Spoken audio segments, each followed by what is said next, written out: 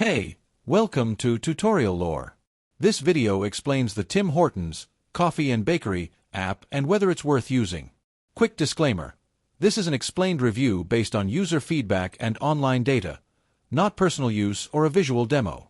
Tim Hortons is a coffee and bakery app designed to make ordering your favorite drinks, meals, and snacks easier than ever.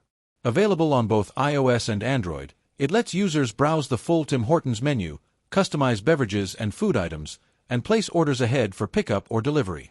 It's also integrated with the Tim's Rewards program, allowing users to earn and redeem points for free coffee, donuts, and other items.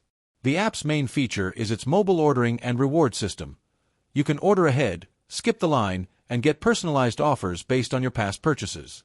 You can also find nearby locations, track your order history, and even pay contactlessly through the app's built-in digital wallet. Everything is synced in real time, making it convenient for daily users and coffee enthusiasts. If you found this video helpful so far, drop a like. Let's talk about how it performs in actual use. Many users appreciate its smooth ordering experience, exclusive in-app offers, and fast reward redemption.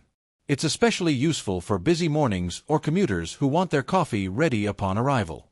The Tim's reward system is simple. Earn points on every order and redeem them for free menu items with just a tap. However, there are some drawbacks. Some users have reported occasional technical glitches, location errors, or payment lags during high traffic hours. Additionally, order customization can sometimes be limited compared to in-store options. In summary, the Tim Hortons app may be worth using if you're a frequent customer looking for faster service, easy reorders, and reward benefits on every purchase. However, if you prefer in-person customization or rarely visit Tim Hortons, the app's perks might not be as valuable. This is not a commercial or paid promotion, but an informational video. For inquiries, contact the email address stated in the description.